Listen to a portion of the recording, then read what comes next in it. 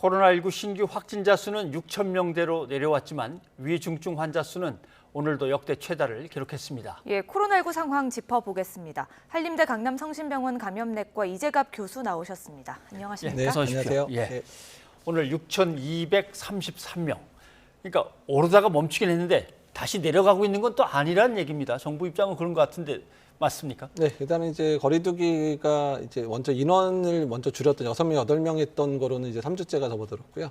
일단 이제 지난주에 18일부터 이제 강화가 됐기 때문에 그러니까 일단은 지금은 이제 올라가는 게 정체되는 국면 정도로 생각할 수 있고 18일에 시작된 이제 거리두기 강화 조치가 본격적으로 효과를 발휘한다면 다음 주부터는 어느 정도 안정세로 돌아서지 않을까 이렇게 예측을 하고는 있습니다. 예, 안정세가 예측되기는 하지만 교수님 위중증 환자 수는 왜 계속 늘고 있는 겁니까? 예, 위중증 환자는 실제 환자가 발생하고 나서 일주일에서 2주 사이 있다가 시차가 존재합니다. 그래서 지난주, 지난주에 7,000명대 확진자 나왔었던 그때 확진자 중에서 일부가 중증 환자로 진행하기 때문에 지금의 중증 환자 숫자는 이번 주도 6,000명까지 나왔기 때문에 뭐 짧으면 1, 2주, 길면 2, 3주 동안 중증 환자는 또 어느 정도 늘어날 가능성이 상당히 높습니다. 네.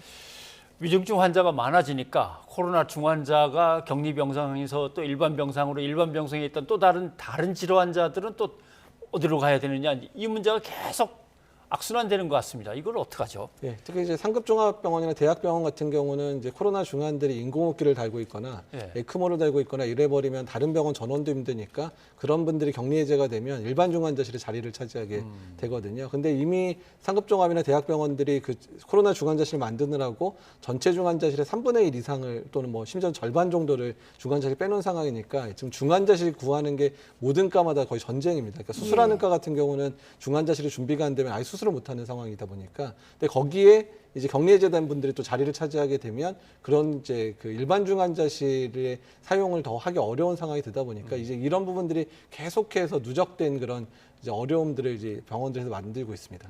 예.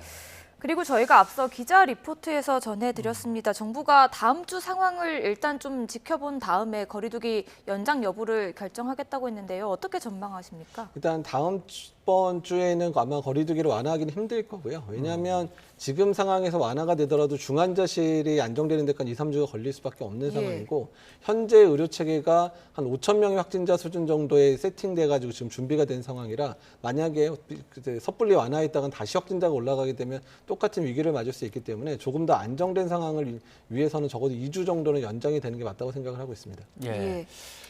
화이자에서 개발했다는 먹는 코로나19 이제 치료제. 네. 뭐 들여오는 날짜도 한 달 정도 앞당긴다 그러고 물량도 뭐 한 7만 얘기하다가 30만까지 확 늘려서 계약을 했다 그러고 이제 들여오는데 이거는 어떤 효과가 어떤 사람한테 있는 겁니까? 그러니까 지금 임상 시험 자체가 이제 그러니까 경증의 중등증의 증상이 아직은 중등증 이하고요. 그다음에 고령이라든지 이제 고위험군들 중심으로만 연구가 진행이 됐습니다. 이제 그런 환자들 대상으로 초기에 투여를 했을 경우에 중증으로 진행되거나 이제 입원하는 확률을 한 80에서 90% 정도 완화하고 사망 예방 효과도 그 정도 된다. 이렇게 알려진 얘기이기 때문에 그러니까 초기에 고령층에 주로 투여하게 될 가능성이 가장 높아 보입니다. 예.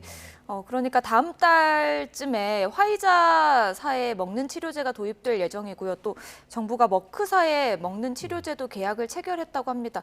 그런데 좀 신약이다 보니까요. 부작용 우려는 없습니까?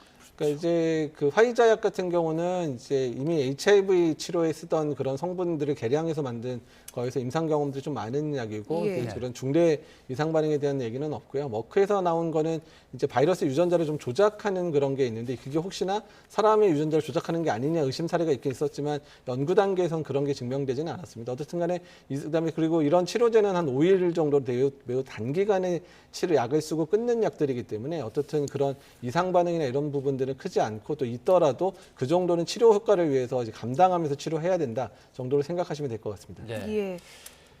백신 때도 우리가 속도가 늦었다고 많은 질타를 받았습니다만 먹는 치료제도 역시 우리는 뭐 몇십만 이렇게 계산하는데 다른 나라들은 보면 뭐 몇백만 이렇게 계산을 하고 있어서 이것도 너무 뒤진 거 아니야? 이 얘기가 나오거든요. 근데 이제 지금 이게 그러니까 고위험군에서 사용되는 건데 우리나라가 지금 누적 확진자가 이제 40만 명 정도 되잖아요. 근데 지금 만약에 화이자가 30만 명 들어온다 그러면 2년 동안 발생한 환자한테 쓸 수 있는 물량이기는 사실 하거든요. 그러니까 우리나라가 유행 규모가 아주 크지 않았었기 때문에 한 30명, 40만 명이면 고위험층이나 고위험군에만 쓴다 그러면 거의 100% 다 써도 되는 정도의 물량이고요. 예. 다만 미국이나 영국 같은 경우 워낙에 뭐 확진자 규모가 크고 하루에 지금 뭐 미국은 25만 명, 영국 같은 경우 9만 명씩 발생하는 상황이다 보니까 물량 자체를 많이 구매할 수밖에 없는 상황이라고 보시는 게 맞을 것 같습니다. 예. 그리고 제가 최근에 그 3차 접종 안내 문자를 받았습니다. 3차 접종 속도는 어떻게 보고 계십니까? 예, 일단 3차 접종 속도가 최근에 뭐 하루에 뭐 50만에서 100만 정도 접종을 하고 있고 특히 60대 이상은 65%를 넘어선 상황이라서 일단은 이제 유행 상황이 악화되다 보니까 많은 분들이 3차 접종의 필요성을 느끼고 있는 것 같고요. 어쨌든 접종률은 아주 매우 빠르게 올라가고 있어서 다행으로 생각을 하고 있습니다. 예, 교수님 그런데 일부 국가에서는 4차 접종 얘기도 나오고 있던데 어떻게 보십니까? 예, 아마 4차 접종을 해야 되는 시기랑 해야 되는지에 대한 부분은 아마 오미크론 변이의 유행 자체가 가장 중요한 역할을 하게 될 것 같고요. 그래서 오미크론 변이 때문에 백신 접종 효과가 떨어진다든지 또는 백신 효과의 기간이 짧아지게 되면 4차 접종도 이제 어느 순간인가 정해야 되는 시기가 오지 않을까 생각을 하고 있습니다. 네. 예. 자, 교수님의 얘기를 쭉 듣다 보니까 일단 코로나19가 아니라 다른 걸로 아프신 분들은 코로나19 전담 병원으로 지정이 돼서 막 정신없는 데는 좀 피해 주시고 네. 지역에 있는 병원들부터 좀 이용을 해 주시는데 무조건 큰 병원으로 가신다 이런 것들은 좀 자제를 예, 해 주시기 지금 뭐 큰 병원 가더라도 중환자실이 별로 없는 상황이니까 예. 쉽지 않다고 생각하시면 될 것 그것도 같습니다. 감안하셔야 예. 될 것 같고 당장 이번 한 주나 두 주 정도가 아주 어떻게 보면 상당히 중요한 갈림길이 되겠군요. 네. 다들 방역에 협조하셔야겠습니다.